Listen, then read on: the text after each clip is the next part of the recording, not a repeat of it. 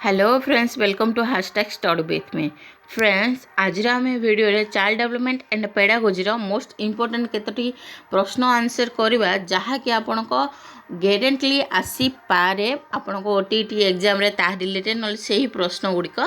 So friends, ए video को and जाए देखो, आपन को बहुत हेल्पफुल हम आपण को एग्जाम रे। फ्रेंड्स, कही रोचे जदि आप मो यूट्यूब चैनल को सब्सक्राइब करना ताले सब्सक्राइब करना, बेल आइकन को टैप कर दिंतु, फल आपन को वीडियो नोटिफिकेशन फास्ट मिल पार। फ्रेंड्स, तो स्टार्ट करवा। फ्रेंड्स, जदि आपन को ये वीडियो सब भल लगुच ताले शेयर लाइक निश्चित भाव करूँ। जदि गोटे लाइक तो बनूची ना गोटे आपन जदि पसंद लगुच तो फ्रेंड्स, फर्स्ट क्वेश्चन होची which of the following page is not correct. एथि मध्य को जोड़ीटा ठीक नुहे पचार इनकरेक्ट पचार। तो देखी नियंतु, फास्ट होची वाटसन ऑपरेटिंग कंडीशनिंग, बी होची कोहलर इनसाइडफुल लर्निंग, सी होची Thorndike trial and error theory, D होची पावलोव क्लासिकल कंडीशनिंग। तो फ्रेंड्स, समस्त कहते ओडिया बुझ। तो ओडिया होची वाटसन, जे वाटसन ना तो ओडिया तो सीती हम ना, वाटसन यांत्रिक अनुबंध, देन हूँ कोहल अंतर्दृष्टि तत्व, थॉर्नडाइक प्रजनन प्रमाद तत्व, देन हूँ डी हूँ पावलोव क्लासिकल कंडीशनिंग बा साक्षेप प्रतिवर्त कहते ना शास्त्रीय अनुबंध तत्व कहते। तो को भितर कौड़ा अनकरेक्ट हम तो जानी ए तीनोटी करेक्ट अच्छी। तो कौड़ा इनकरेक्ट हम वाटसन हम ऑपरेटिंग कंडीशनिंग। ऑपरेटिंग कंडीशनिंग किए देते यांत्रिक अनुबंध तत्व देथिले हमर स्किनर देथिले। एटा मोस्ट इंपोर्टेंट एमिति मन रखंतु, स्किनर देथिले यांत्रिक अनुबंध तत्व। फ्रेंड्स, एही रिलेटेड एमिति ही क्वेश्चन आसी पारे, नले एमिति आसी पारे कि कोहलर किए का उपरे परीक्षण करथिले, जिनी कोहलर का उपरे परीक्षण करथिले सिम्पांजी ऊपर करथिले। से सिम्पांजी रो नाम कोन? सुल्तान। मन रखंतु। देन होची कोहलर का उपरे थॉर्नडाइक का उपरे करथिले, थॉर्नडाइक करथिले केटन उपरे, देन पावलोव करथिले डगन उपरे, देन होची ऑपरेटिंग कंडीशनिंग स्किनर करथिले हमर मुसान उपरे। तो बुझिले। देन हूँ एमती भी क्वेश्चन पचारि पारे ता रिलेटेड टिके।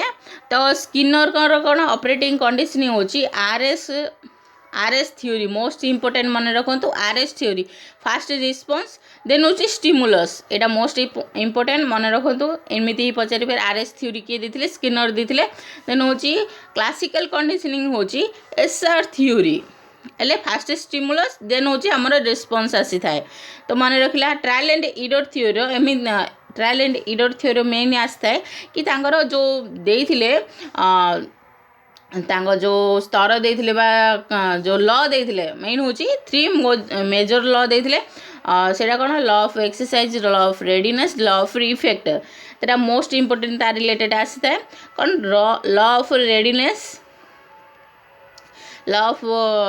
एक्सरसाइज को 2 भाग करा जाइछि, यूज एंड डिसयूज। तो बुझिले। देन होची लॉ ऑफ इफेक्ट। तो ता विषय जानिया चाहउछन्ती। तो law of readiness cone?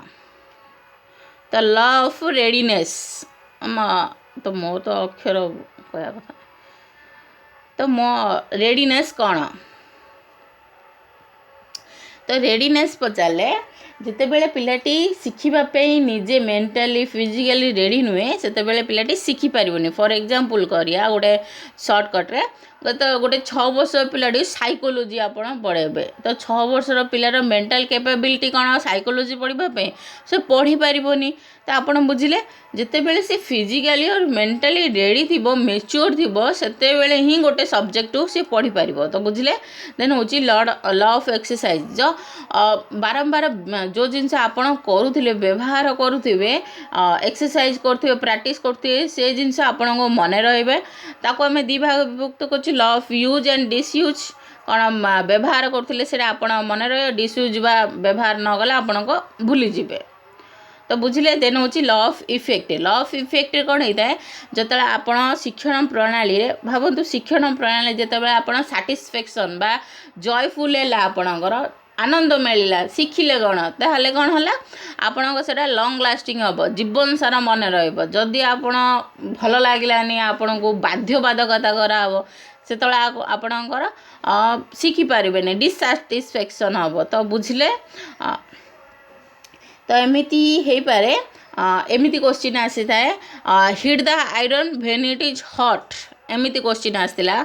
Hit the iron when it is hot एले कौन हम से कौन ल ऑफ रेडीनेस हम जो रेडी थी आयरन टाक हट कर हिट कर तो बुझले तो आउ गोटे क्वेश्चन भी आसीपे ट्रायल एंड एरर थ्योरी कि जिते बेले आपण शिखती साटिस्फैक्शन मिले से बेले कौन आपण अन्य प्रभाव पकाई थाए अन्य प्रकार शिक्षण रे से को ल रे जीवो सेटा ल ऑफ इफेक्ट जीवो जेते बेले आपण ठीक भाव शिखती अन्य शिखिबा को आग्रह प्रकाश करते तो बुझिले देन होची वाटसन होचंदी हमर बिहेवियरिस्ट बा व्यवहारवादी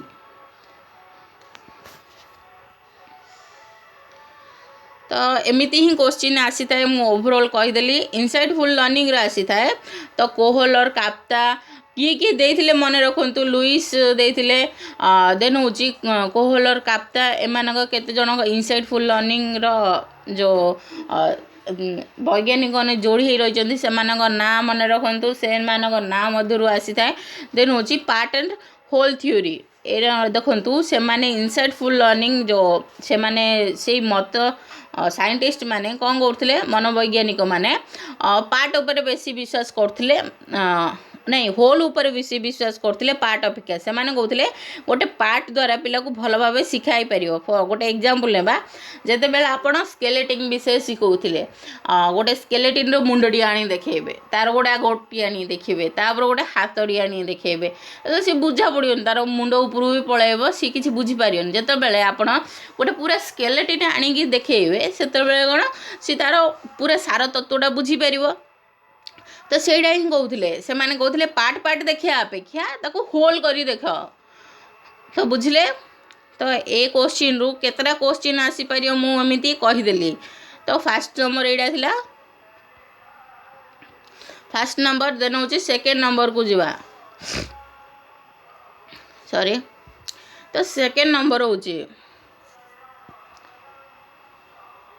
At what stage of development the child is egocentric कौन कही egocentric अहम केंद्रिक होता है को स्टेज रो यह हूँ सेंसरी मोटर भी हूँ प्री ऑपरेशनल सी हूँ कंक्रीट ऑपरेशनल डी हूँ फॉर्मल ऑपरेशनल तो ए स्टेज रे किए देथिले जीन पियाजेट देथिले एटा मोस्ट इंपोर्टेंट मन रखंतु कही इगोसेंट्रिक को स्टेज रे आसी थाए तो इगोसेंट्रिक को स्टेज रे आसीबो सेंसरी मोटर ना एरा तो जानी ओडिया अर्थ मीनिंग ना ओडिया भी कहवा पड़ो तो यहाँ इंग्लीश रे मन रखु आपण माई सहज हम तो को स्टेज रे आसी थाए इगोसेंट्रिक स्पीच आपण आसी थाए प्री ऑपरेशनल स्टेज रे जहाँकि आपणकर 2 to 7 years तो आपको किए देथिले ए सब स्टेज एटा होची कॉग्निटिव डेवलपमेंट रो स्टेज जे कि देथिले हमर जीन पियाजेट तांकर निज शिशु उपरे तांगे परीक्षण देखिथिले तांको शिशु को नै ए परीक्षण करथिले ता बळे से 4टी स्टेज करथिले देन होची ए 4टी स्टेज भी से टिके जानना बा सेंसरी मोटर स्टेज होची 0 to 2 years 2 to 2 वर्ष जाए देन होची pre operational stage 2 to 7 year 2 वर्ष 7 वर्ष पिला देन होची concrete operational stage 7 year to 12 year 7 वर्ष रु 12 वर्ष पिला देन होची फॉर्मल ऑपरेशनल स्टेज 12 वर्ष तापर वर्ष जो 2 years हेले सेते बेले कोन फॉर्मल ऑपरेशनल स्टेज ही थाए तो देखंतु आ रिलेटेड किमिति आसी पारियो क्वेश्चन मु ता विषय टिके कहि दोची तो बुझी नेबा फास्ट इगोसेंट्रिक कौन अहम केंद्रिक कौन जिते बेले पिला अन्य कार पर्सपेक्टिव बुझी पारे अन्य कार जो बुझी पारे ना पर्सपेक्टिव निज ही बुझे आई रु मन रखंतु मीनिंग होची आई इगोसेंट्रिक रो कौन निज ही देखिबो एले फॉर एग्जांपल नेबा जेते बेले से खेलना देखियो गोटे पिलाटी खेलना खेलुची ता पाखे खेलना अछि एले सी कहबो से खेलनाडी मोर से बुझियोनी सेडा खेलना तार से खेलना तार एमिति बुझियोनी सब खेलना मोर मु ही सर्वस्व सी भाब्य आई पर्सपेक्टिव बुझियो एले कि सी काउ का विषय रे भाब्योनी मु ही सबु तो बुझिले देन होची यही स्टेज रे आउ गोटे आसी थाए मोस्ट इम्पोर्टेंट होची एनिमिजम आसी थाए। एनिमिजम कौन जिते बेले शिशुटी कौन 2 to 7 years रे से सबू जो सबू वस्तु समस्त को जीवित भावी थाए। जीवित हेले गोटे कंढे भी जीवित गोटे खेलना तार जो टेडी बियर भी से भावुथ यहाँ जीवंत मनीष गोटे तो बुझिले। देन हूँ आउ कौन थाए टॉय एज हूँ आमर प्री ऑपरेशनल स्टेज। देन हूँ आपन को पचार पार कि लॉजिकल थिंकिंग को एज रे आसी थाए। आ गोटे क्वेश्चन आसी थाई पारे कि लॉजिकल थिंकिंग को एज रे आसी आमर कंक्रीट ऑपरेशनल स्टेज रे कंक्रीट लॉजिक लगे थाए। तो देन हूँ फॉर्मल ऑपरेशनल स्टेज रे एब्स्ट्रैक्ट लॉजिक बा हाइपोथेटिकल लॉजिक जतला आसी से आपन कौन लिखिए फॉर्मल ऑपरेशनल लिखिए।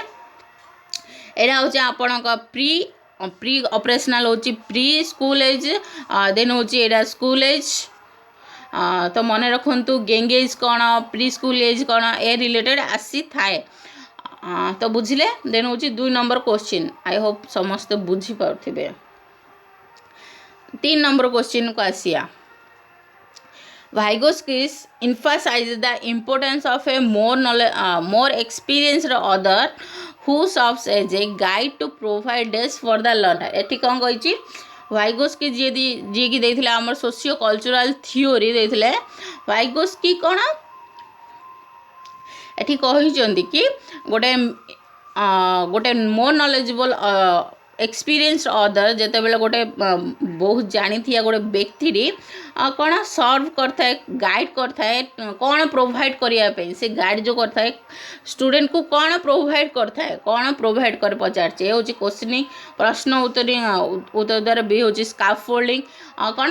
स्काफ फोल्डिंग को उत्तर जानी मात्र गोटे मंचन बा गोटे बेस दे थाए। देन हूँ डिसइक्विलिब्रियम असंतुलन। देन हूँ डी हूँ मोटिवेशन बा अभिप्रेरणा से कौन दे थाए। तो वाइगोस्की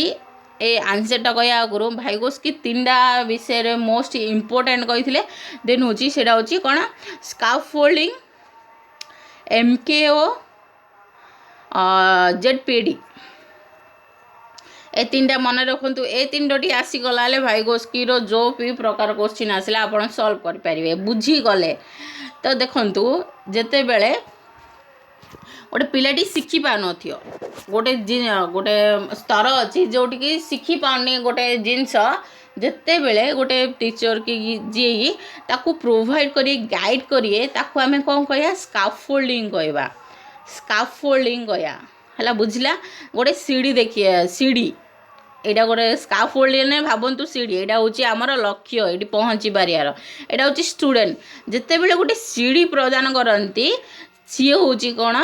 स्काफ फोल्डिंग बुझिले। देन हूँ MK हो किए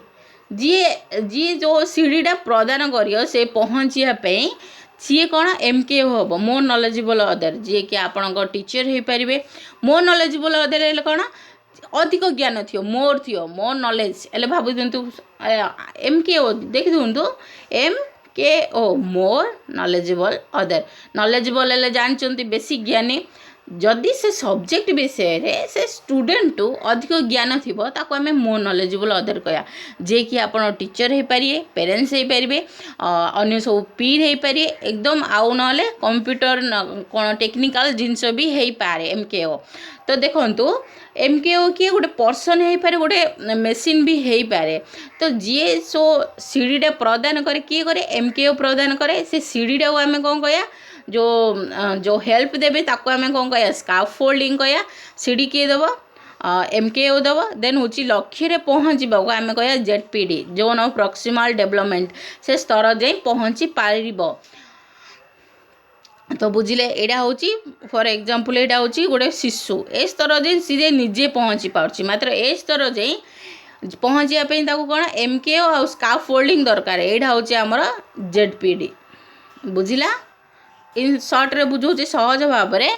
तो बुझंतु।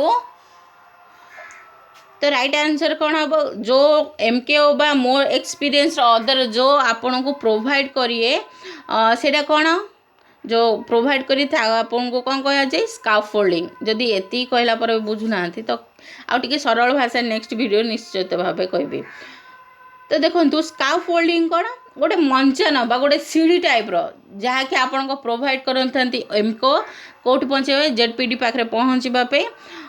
तो बुझिले यहाँ गोटे मंचन बा बेस सीढ़ी देन हूँ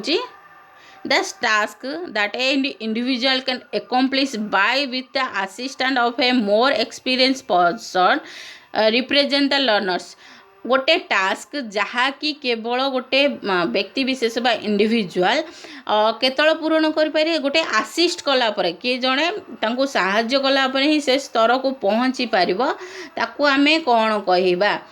तो देखु मुझे कही गोटे पिला एति जे से निजे कर पार्ची मात्र एति जे केवल ताकू गोटे एमके हो टीचर जे भी साहाय्य कर गोटे स्टूडेंट तार पेरेंट्स साहाय्य कले एति जे पहुँची पारिबो ताकू आमे कौन कहबा ताकू आमे कौन कहबा जेडपीडी कहबा तो बुझिले तो कौन ऑप्शन देछि एरिया ऑफ कॉग्निटिव डिसोनेंस अभी हूँ जोन ऑफ प्रॉक्सिमल डेवलपमेंट सी हूँ लर्निंग अपॉर्चुनिटी डी हूँ पॉइंट ऑफ इक्विलिब्रियम असंतुलन पॉइंट लर्निंग अपॉर्चुनिटी शिक्षण गोटे सुजोग देन हूँ जोन ऑफ प्रॉक्सिमल डेवलपमेंट पहुँची पार जो स्तर से तो जोन ऑफ प्रॉक्सिमल डेवलपमेंट को ओडिया कौन कौन मत जना ना तो कमेंट करी कहीदेवे कौन कहते एरिया ऑफ कॉग्निटिव डिसोनेंस बा कॉग्निटिव रो एरिया कहबा तो कौन कहबा ताको आमे कौन कह जोन ऑफ प्रॉक्सिमल डेवलपमेंट एबे ही कही एटी होची शिशुड़ी जिते बड़े स्तर को सी निजे जापी निजे कर नेक्स्ट स्तरटा ए स्तर को कौन सी केवल गोटे साहाय्य नहीं जापर ए कामटा केवल सी गोटे साहाय्य द्वारा कर गोटे आसिस्टेंट बा मो नॉलेजेबल अदर ताको आमे कौन कह जेडपीडी करिया जो ये सीढ़ीटा किए दबा से सीढ़ीटा दबा आपणकर एमकेओ दबा सीढ़ी ना कौन स्काफोल्डिंग तो बुझीपारे सर्टर बुझेली देन हूँ केते नंबर क्वेश्चन 5 नंबर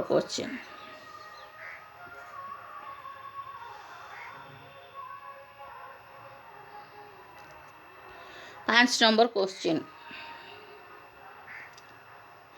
तो लास्ट को गोटे मोस्ट इम्पोर्टेंट विषय डिस्कसन करवा भाइगोस्कींकर आउ पियाजेंकर जहाँकि आपण एग्जाम आसता है सा हूँ इगोसेंट्रिक स्पीच आउ प्राइवेट स्पीच तो देखा सेटा कौन लास्ट को एंड को क्वेश्चन आंसर सर जाओ देन हूँ आपणकर 6 नंबर क्वेश्चन एटा 5 नंबर क्वेश्चन देखी ना केते number question 1 2 3 4 5 number question then hmm a child who says it is wrong to steal because she might get caught would be in Kohlberg's the stage कौन गोटे शिशु अच्छी जी की कहूँ चोरी करवा भूल काम कारण चोरी कले आपण को धरा पड़े आपण को दंड मिले से कोल्ड बॉक्स को स्टेज अच्छी देखो कोल्ड बॉक्स कौन देते आपणकर most important morale development theory देते जी की कोल्ड बॉक्स देते देन हूँ कोल्ड बॉक्सर मेन हूँ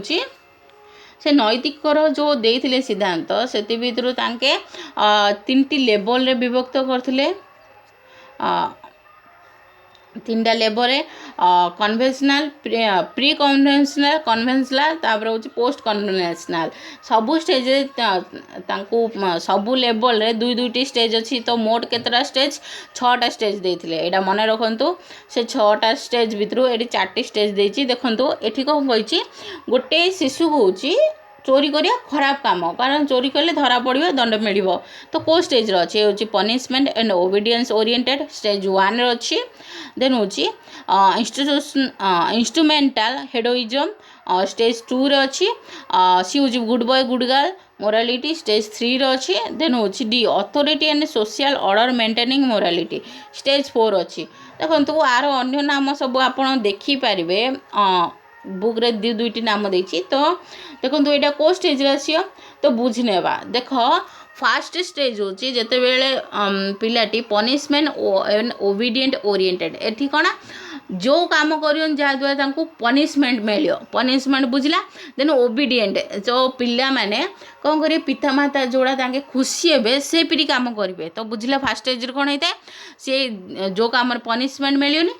पनिशमेंट मिलियो से काम करियोनी पिता माता खुशी होला परी काम करे देन होची इंस्टीट्यूशन इंस्ट्रूमेंटल हेडोइजम एटा को आमे टिट फॉर टाट स्टेज मध्य कहि थाओ कि जे पिलाडी जिमिति करियो मो साथरे मु तातले सिमिति करियो फॉर एग्जांपल लेबा से मोर बइडा चिदेला मु तार बइडा चिदे सी मते गोटे चॉकलेट नै गेला मो टिफिन रो एले मु तार गोटे बिस्किट आनी खाइ देबी तो एमिति टिट फॉर टाट स्टेज तो बुझले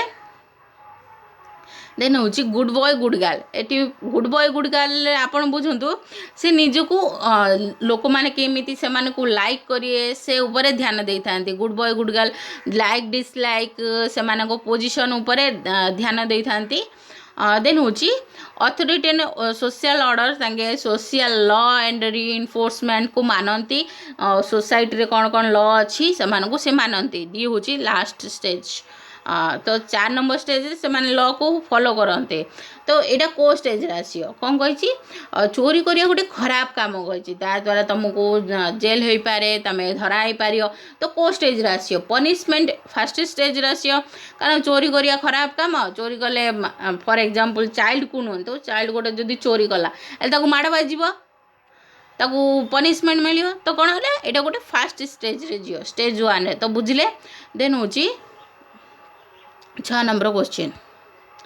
ए teenager who begins using alcohol because all his friends are doing एटी कौन कही गोटे टीनेजर बा गोटे एडोलसेंस किशोर अल्कोहल यूज कला अल्कोहल मद यूज कला कारण ता फ्रेंड माने सेम कर अल्कोहल यूज कर it is probably in the Kohlberg's the stage तो यहाँ कोलबंक को स्टेज रे आसियो तो से ही 4टी ना अच्छी तो ये भितर कौड़ा आसियो टिट फॉर टाट आसियो ना गुड बॉय गुड गर्ल ना पनिशमेंट ना सोशल ऑर्डर मेंटेन करियो तो देखंतु पनिशमेंट तो यहाँ पलैबनी जीवनी कारण सी देखिकी काम कला देखिकी काम कला से पिलाने तार सांगसाथी ने मद पिउचंती सिगरेट टाणुचंती धूम सब कर तो सी से खराब काम कला देखिकी काम कला तो पनिशमेंट रो भय जदि था सी देखिकी काम करता तो नहीं ए स्टेज कटिज से हूँ सोशल ऑर्डर मेंटेन मदपान करियो कौन सोशल रूल मानिया तो यहाँ भी कटिज देन हूँ टिट फॉर टाट रहा आउ गोटे रहा good boy good girl then हूँ टिट फॉर टाट जितेबले विपरीत एत कौन सी मो बईरे चिदेला मुझे बईरे चिदेवी सीमिति प्रकार टिट फॉर टाट जेसा को तेसा तो यहाँ जेसा को तेसा नहीं सी अनुकरण कला तो अनुकरण कौड़ा आसो आमर बा इमिटेशन आसो आमर सी good boy good girl stage रे तो राइट आंसर कौन हम सी हम राइट आंसर तो बुझिपारे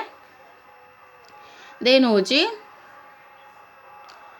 7 नंबर क्वेश्चन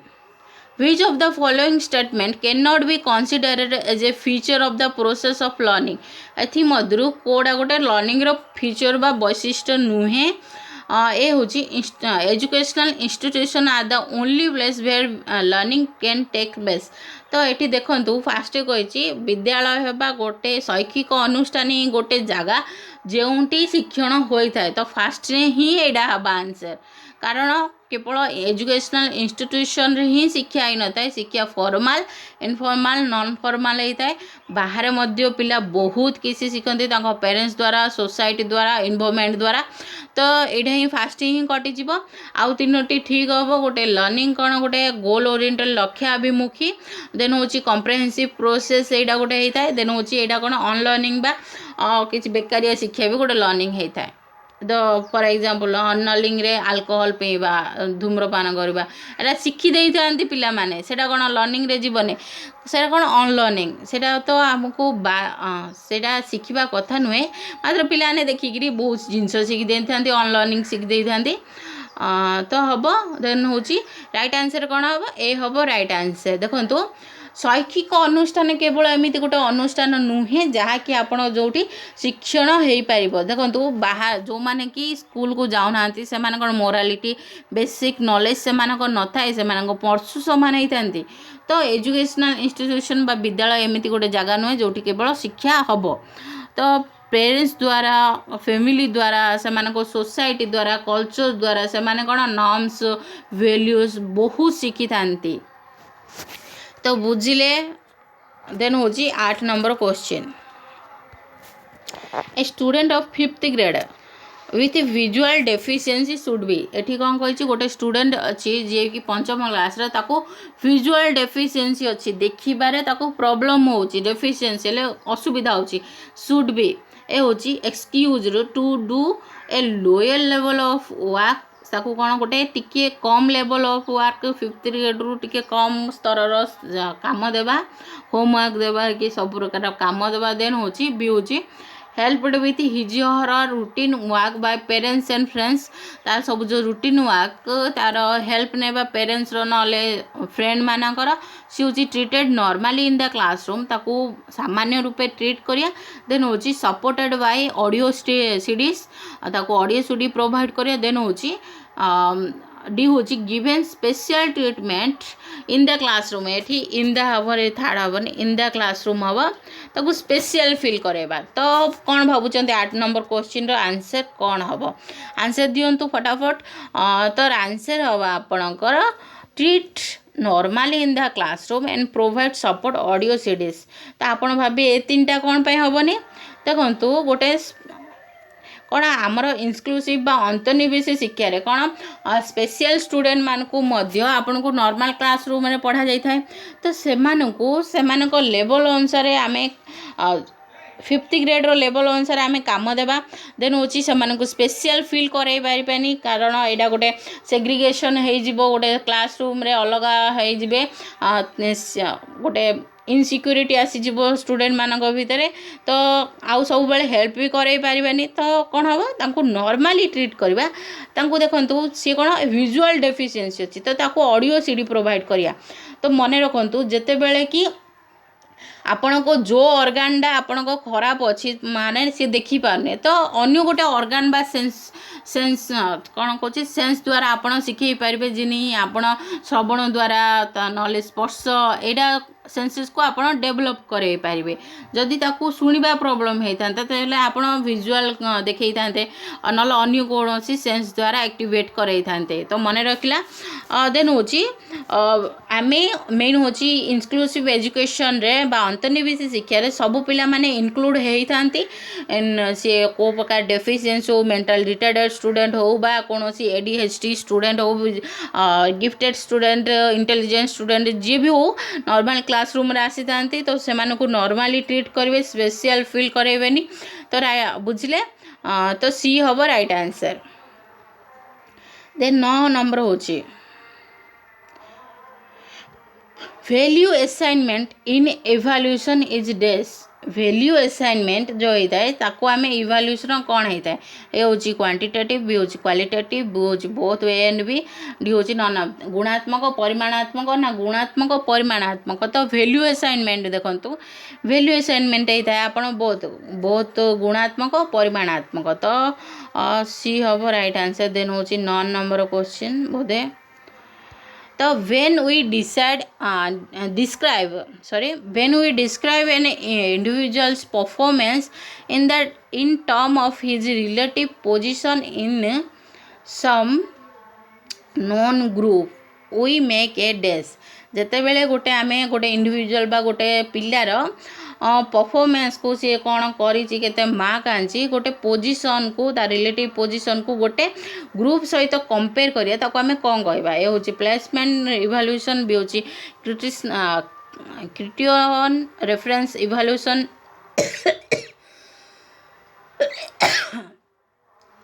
देन सी होची नॉन रेफरेंस इवैल्यूएशन डी होची नॉन ऑफ दिस। तो देखो यहाँ कौन हम 9 नंबर क्वेश्चन आंसर। तो बुझने फास्ट ऑप्शन भितर कौन कौन देती देन हूँ देखो प्लेसमेंट इवैल्यूएशन बा व्यवस्थान मूल्यांकन आम बुझी कि जिते बेले आपण को योग्यता परिमाप करा जाई थाए सेते बेले आपण को इवैल्यूएशन प्लेसमेंट इवैल्यूएशन होता है। फॉर एग्जांपल होचे आपण को OTT exam OSTT exam then होची CTBD एंट्रांस आपण योग्य कि नुहे से मानिया पे आम मापिबा पे आम कौन प्लेसमेंट इवैल्यूएशन करथाउ जंदी देन होची ए दीटा बुझिबा नॉर्म रेफरेंस क्रिटेशन रेफरेंस ए दीटा कौन तो यहाँ हूँ देखो नॉर्म रेफरेंस कौन जिते बेले गोटे एग्जाम्पल बुझीदेवा सहज हो फॉर नहीं जावा आपण 10th एग्जाम बोर्ड एग्जाम नहीं जिते बेले क्रिटेशनल रेफरेंस इवैल्यूएशन कौन 33% आसिले 10th रो सब पिला ने पास एटा गोटे क्राइटेरिया देता है मन रखु क्रिटेशनल रो क्राइटेरिया जिते बेले आपण एतिकी आनिले प्लस गोटे क्राइटेरिया दे दो तो फॉर एग्जांपल ना ओटीटी एग्जाम रे कौन 60% जनरल पिला ने आनिले पास एटा कौन गोटे क्राइटेरिया ताको आमे क्रिटेशनल रेफरेंस कहबा जोटी गोटे पिलाटी पास हो गोटे नॉर्मल गोटे क्राइटेरिया नहीं जे 80% आन दियो पास हो देन हूँ नॉर्म रेफरेंस रे कौन होता है जिते बेले एचएससी बा 10th एग्जाम रे 100टी पिलार लिस्ट टॉप 10 लिस्ट गोटे कंपेयर कराब लक्षे पिला देथिले सेति भितरु 100 जन होचंती ए 100 जन होची टॉप गोटे क्राइटेरिया गोटे कंपेयर कराब गोटे रिलेटिव पोजिशन बाहर कराब से नॉर्म रेफरेंस तो प्रश्न देखो ये कौन कही गोटे पिलार परफॉर्मेंस को ता रिलेटेड पोजिशन को कंपेयर कराब गोटे नोन ग्रुप रे गोटे तार ग्रुप रे से को पोजिशन अच्छी तो कौन कह ताको आम नॉर्म रेफरेंस तो बुझी पार्थे देखो यहाँ कौन गोटे क्राइटेरिया आउ थे बुझे दूसरी यहाँ गोटे क्राइटेरिया 33% आना पास ये कौन गोटे पोजिशन आय टॉप 10 रे रुह टॉप 100 रुह तो बुझिले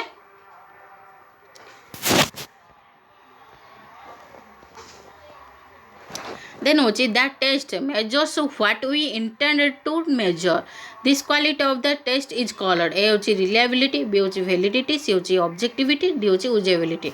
तो जते बेले गोटे टेस्ट गोटे परीक्षा जहाँ पे आम परीक्षा कर ताकू ही मापिब ताकू आम कौन कह से क्वालिटी आम कौन कह रिलायबिलिटी आ विश्वसनीयता वैलिडिटी हूँ वैधता ऑब्जेक्टिविटी आप जानते ऑब्जेक्टिविटी वस्तुनिष्ठता यूजेबिलिटी जो व्यवहारिकता तो कौन हम तो आम कह वैलिडिटी बा वैधता जो एमती भावी जिते आपड़ गोटे एरिया मापती भावतु कॉग्निटिव डेवलपमेंट रे आपण मापिबाकू चाहूचंदी जेते बेले जो टेस्टटा कॉग्निटिव डेवलपमेंट हे पई हेतियो केवल कॉग्निटिव डेवलपमेंट मापिले ताको आमे कोन कहया वैलिड कहया से कॉग्निटिव सहित इफेक्टिव आपणकर साइकोमोटर एते सब मापिबो ताको आमे वैलिड कहबानी जा पई तयारी करचंदी सेडा जदी मापिला ताको आमे कोन कहया वैलिड कहबा तो देखंतु गोटे टेस्ट रे must be reliable valid objectivity usability scorability एत सब थाए गोटे तार कैरेक्टरिस्टिक एटा मन रखु मोस्ट इम्पोर्टेंट एग्जाम आसीपार कि गोटे कैरेक्टरिस्टिक ए भितर कोड़ा ना गोटे एग्जांपल दे दो कि reliability validity objectivity all of the above तो आपण कौन ऑल ऑफ द अबव लगे दी पळा आसीबे तो कौन ए भितर एजा सब हूँ गोटे कैरेक्टरिस्टिक टेस्ट रो देन हूँ the length of a test is an important factor in obtaining a representative A हूँ मीन बी हूँ मीडियन सी हूँ मोड डी हूँ सैंपल तो देखो गोटे स्टेज रो लेंथ गोटे टेस्ट रो लेंथ बहुत इम्पोर्टेंट वैशिष्ट्य होता है इन ऑब्टेनिंग रिप्रेजेंटेटिव गोटे रिप्रेजेंटेटिव बहुत इम्पोर्टेंट होता है कोठिरे तो मीन मोडियन मोड तो जानते सैंपल कौन जानीदेवा सैंपल हूँ गोटे लार्ज ऑडियंस को आपड़ जो टेस्ट करते बिना बायस रे माने बिना भेदभाव ताको आम सैंपल कही था तो राइट आंसर कौन हम सैंपल हम सैंपल हम राइट आंसर देन हूँ तापर क्वेश्चन बहुत सहज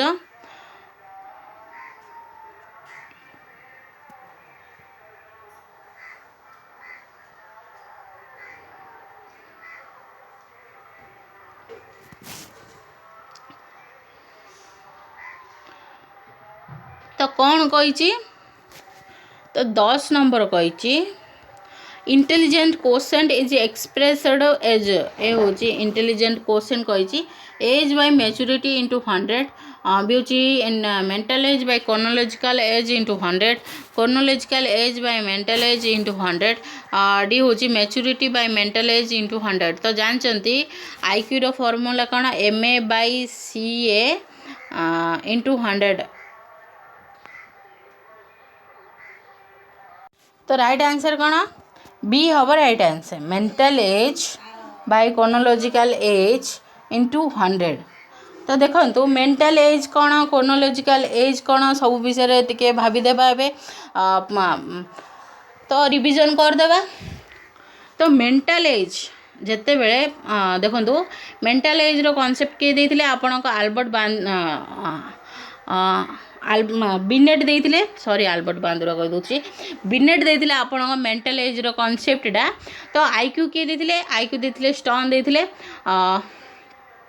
देन हूँ मेंटल एज कौन मानसिक बयस क्रोनोलॉजिकल एज बा वास्तव बयस जिते क्रोनोलॉजिकल एज कौन आप डेट ऑफ बर्थ रू जानीपर आपण को एक्चुअली केते बयस होती से हूँ chronological age. Then hmm mental as आपण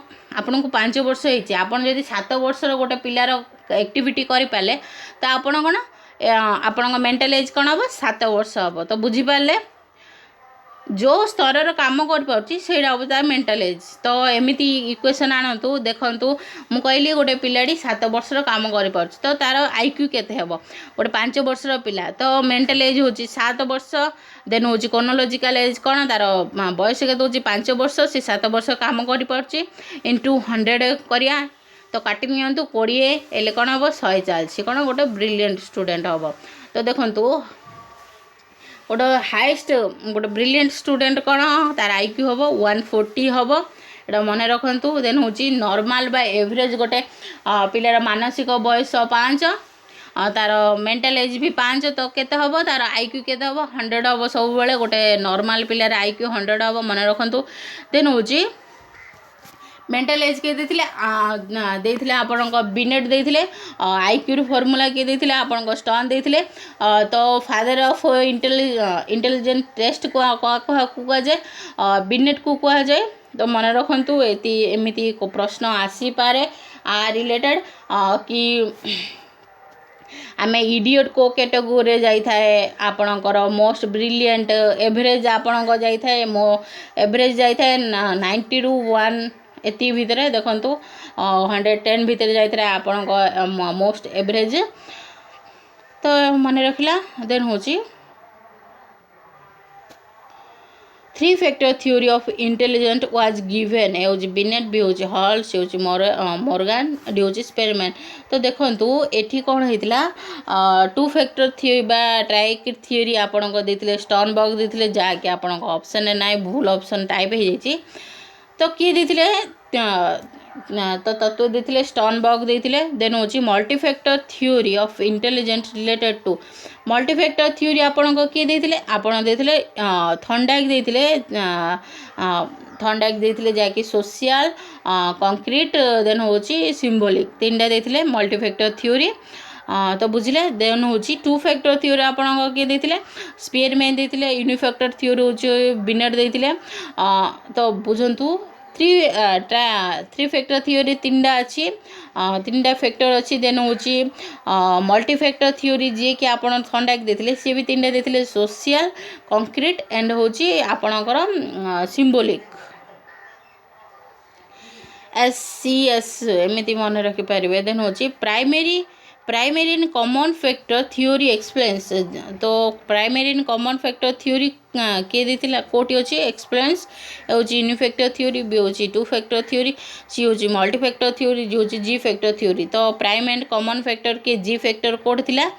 यूनिफैक्टर थ्योरी जे कि देथिले बिनेट देथिले। देन होची primary mental abilities appear in primary mental abilities जो आपण थाए को थ्योरी अच्छी होची मल्टी फैक्टर थ्योरी बी होची जी फैक्टर थ्योरी सी होची 2 फैक्टर थ्योरी डी होची ग्रुप फैक्टर थ्योरी। तो देखंतु प्राइमरी मेंटल एबिलिटी विषय आपण किए कहथिले ईएल थॉर्नडाइक जहा कि हमर मल्टी फैक्टर थ्योरी अछि। तो ए हम राइट आंसर। देखंतु सोशल देन होची कंक्रीट सिंबॉलिक तो कौन ये तीन टा विषय देखि नियंतु सोशल कौन से पिलाटी कौन एबिलिटी आसी था कि से सोशियली सी समस्त कौन रिलेटिव हो पारे समस्त रिलेशन बन पारे सोशल मेंटालिटी तार आसी था तेन हूँ कंक्रीट जो सब प्रकार वस्तु को नहीं से सब तार सब बुद्धि लगे पारे तेन हूँ सिम्बोलिक से सिम्बोलिक फॉर्म्स सिम्बोलिक तो आप बुझुंट ना सिम्बल्स प्रकार सब प्रकार मैथमेटिक्स एल्जेब्रा तार सब भल होता है सिम्बोलिक रे तो बुझले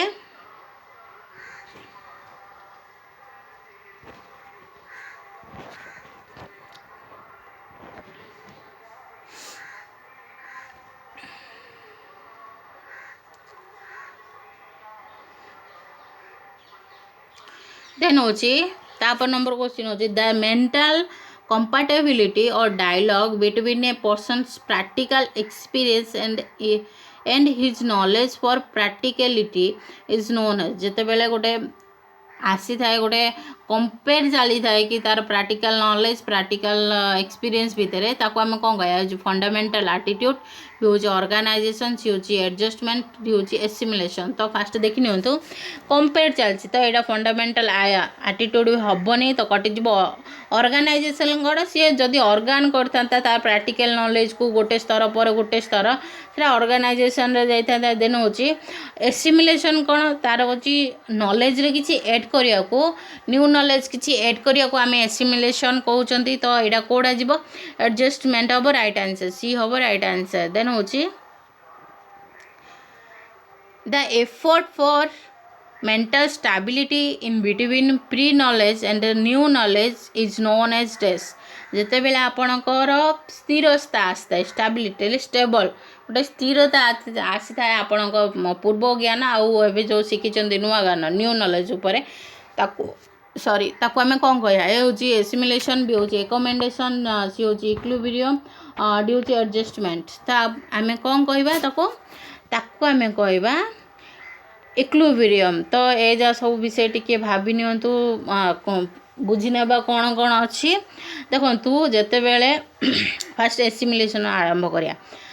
तो देखु स्कीमाटा फास्ट आरंभ करिया जिते बेले आपणकर नॉलेज सब स्कीमाटा आकार गोटे छोट छोट आकार आपण माइंड जमा होगी रही था माइंड सब फिट होती जिते बेले एसिमुलेशन आसी थाए से जिते बेले आपन नुआ कॉन्सेप्ट आपन देखि था फॉर एग्जांपल ना गोटे पिलाटी फास्ट टाइम गोटे बार्टी को देखला तो मम्मी पचारा मम्मी एटा कौनटा तो मम्मी कहले एटा बार्टा आकाश उड़ी एटा गोटे बार्टा तो यहाँ कौन है न्यू नॉलेज फीड है न्यू नॉलेज एड है आम कौन कह एसिमुलेशन कह जिते बेले सी आउ गोटे दिन में गोटे कौन देखला गोटे जहाज रे उड़ूची कहला मम्मी मम्मी देख से गोटे बार्टी उड़ूची तो से मम्मी कौन कहला एटा बार्ड नुहे एटा एरोप्लेन ता कौन एटा कौन मोडिफिकेशन है ता न्यू नॉलेज रे कौन जो प्रीवियस नॉलेज रे मोडिफिकेशन है से बाड़ कॉन्सेप्ट आउ एरोप्लेन कॉन्सेप्ट दीटा अलग कॉन्सेप्ट है तो ये कौन एकमेंडेशन है मोडिफिकेशन है तो देन हूँ जिते बेले से मम्मीटा कहला कि एडे एरोप्लेन से कौन एटा डिसइक्विलिब्रियम है से तार प्रीवियस नॉलेज बार्ड आउ एरोप्लेन भितर से डिसइक्विलिब्रियम है असंतुलन है देन हूँ जिते बेले से फिट करदेला ता से नॉलेजटा से कौन संतुलन अवस्था आसीजिव तो बुझिले गोटे संतुलन अवस्था को आम कौन कह इक्विलिब्रियम कहवा जहाँकि आम प्रीवियस नॉलेज आउ आपण न्यू नॉलेज भितर आसी था स्टेबिलिटी जिते बेले ताको आम इक्विलिब्रियम कहवा तो बुझिले मु सहजरे बुझेइथिबी बोधे हुए तो देखंतु जिते बेले कौन न्यू नॉलेज एड करिया कथा गोटे पार्टिकुलर वर्ड एड जेतला आपण देखिदेवे सेटा हबो एसिमुलेशन जिते बेले मोडिफिकेशन मोडिफिकेशन आउ ना अल्ट्रेशन एमती वर्ड सब देखिदेवे ताहले आपण गोल बुलेदेवे कौन एकमेंडेशन को तो बुझले देन हूँ arranging the following stages of Piaget cognitive development into correct order तो ए सबको गोटे करेक्ट ऑर्डर रे आपण सजेबार अच्छी fast Kochi concrete operational stage pre operational stage sensory motor stage formal operational stage तो देखो फास्ट आसी था आपणकर कौन सेंसरी मोटर स्टेज जहाँकि आमर अच्छी 3 नंबर है तापर आसता है प्री ऑपरेशनल स्टेज 2 नंबर है तापर आसता है कंक्रीट ऑपरेशनल स्टेज देन हूँ फॉर्मल ऑपरेशनल 3214 तो देखिए 3214 कोड अच्छी तो अच्छी सी नंबर है तो सी हम करेक्ट आंसर तो देन हूँ तो what is erection most famous for erection कौन कहते साइकोसोशियल थ्योरी देते जहाँकि से कौन पाई प्रसिद्ध हो ईद इगो देते आमर सिगमंड फ्रॉयड देते ईद इगो सिपोर इगो तो सेटा जीवन कटिଯିव देन हूँ सोशल लर्निंग थ्योरी देते आपण बांदुरा बिहेवियरिस्ट सी दे नथिले बिहेवियरिज्म जे देते वाटसन देते तो कौन पाई प्रसिद्ध से प्रसिद्ध होती आइडेंटिटी क्राइसिस तो देखो इरिक्सन गोटे थ्योरी देते तार हूँ सोशियो साइको सोशियल थ्योरी देखु से लाइफ टाकू 8 पार्ट रे विभक्त करते पूरा लाइफ स्पान को यहाँ मन रखु सबु प्रकार जो पियाजेट भाइगोस कि गोटे रेंज देते एडोलसेंस पीरियड जे देते जिते बेले कि एरिक्सन पूरा लाइफ टाकू 8टी पार्ट रे विभक्त कर देते तो से मोस्ट फेमस कौन पाई आइडेंटिटी क्राइसिस फेमस थे एडोलसेंस रे आइडेंटिटी क्राइसिस आसता जिते बेले पिलाटी निज पीर ग्रुप रे निज पेरेंट्स आगे निज आइडेंटिटी क्रिएट करने चाहिए जिते बेले से आइडेंटिटी क्रिएट कर पार न था तो से आइडेंटिटी क्राइसिस आसता है मोस्ट इंपोर्टेंट एडोलसेंस पीरियड आसता है तो मन रखु सी बी हम राइट आंसर देन हूँ Sally has successfully learned her ABC what crisis has been C has what crisis has C mastered तो एबीसी शिखिदेला सिली तो को स्टेज रे अच्छी सी तो यह वो इंडस्ट्री इन्फ्योरिटी इनएक्टिव दूसरी ए एंड सी तो कौन ए दुटा स्टेज रे एंड सी तो डी हम राइट आंसर देन हूँ when Willy's mom made his peanut butter and jelly sandwich जिते बेले बिल्ली रो मामा माँ मदर कही ममा जिते बेले पीनट बटर और जेली सैंडविच बनाऊ था से कौन फोल्ड करती कॉर्नर टू कॉर्नर से सैंडविच को फोल्ड करती कॉर्नर टू कॉर्नर जिते बेले बिल्ली बड़ है से बयसर है जिते बेले से सैंडविच तैयारी कला निजर सी भी कौन कला कॉर्नर टू कॉर्नर फोल्ड कला तो बिल्ली लर्नड हुई सैंडविच मेकिंग टेक्निक हुई थ्रो तो बिल्ली जो सैंडविच मेकिंग टेक्निक शिखला से क्या द्वारा ए हूँ क्लासिकल कंडीशनिंग जे कि आम देते पावलोव बी हूँ मॉडलिंग सी हूँ ऑपरेटिंग कंडीशनिंग डी हूँ पनिशमेंट ऑपरेटिंग कंडीशन देते स्किनर देते पनिशमेंट तो किए देते क्या द्वारा शिखला तो राइट आंसर कौन हम सी मॉडलिंग द्वारा शिखला मॉडलिंग किए देते आपण आल्बर्ट बांदुरा जे कि सोशल लर्निंग थ्योरी देते आपणकर ऑब्जर्वेशनल थ्योरी आपन कहते से कौन इमिटेशन बा से कौन कहते मॉडलिंग इमिटेशन द्वारा कौन शिशुटी शिखी था से कौन कौन सी जिनस देखिकी शिखीदेव तो मॉडलिंग को 3 भाग विभक्त करा मोस्ट इंपोर्टेंट मन रखु बारंबार आसबार गोटे लाइव मॉडल आ गोटे वर्बल मॉडल आ गोटे हूँ सिंबॉलिक मॉडल तो मन रहा लाइव मॉडल कौन जिते बेले आपड़ गोटे जिनस को लाइव भाव देखते गोटे पिलाटी परफॉर्म कर तो देखो डांस परफॉर्मेंस आपण लाइव आगे तो ता भर कौन आपड़ जब शिखती से कौन हम लाइव मॉडल हम देन हूँ वर्बल मॉडल जिते बेले मु कहूँ आपण मत देखिपुं कि तो मु कहूँ जिते बेले कहीकि जड़े मोर इमिटेशन करए से जो एक्सप्लेन कलापर जी जदि इमिटेशन करे ताको आम कौन कह वर्बल मॉडल देन हूँ आपण बही पढ़ले बही गोटे चित्रटे देखिए देखिए आप तार इमिटेशन कले ताको आम कौन कह सिंबॉलिक मॉडल तो बुझीपारे मॉडलिंग कॉन्सेप्ट किए देते आल्बर्ट बांदुरा देते जी कि होती फॉर्म जी कि तैयारी कौन कहते ऑब्जर्वेशनल लर्न कौन कहते सोशल लर्निंग थ्योरी बा ऑब्जर्वेशनल थ्योरी देते मॉडलिंग विषय कही सी आउ कौन कही तार 4टा प्रिंसिपल देते मोस्ट इंपोर्टेंट आसी था कि सीरियल प्रिंसिपल ना कुआ एटेंशन रिटेंशन रिप्रोडक्शन देन हूँ मोटिवेशन एटा मन रखु बारंबार आसीपे एटेंशन रिटेंशन रिप्रोडक्शन देन हूँ मोटिवेशन तो बुझले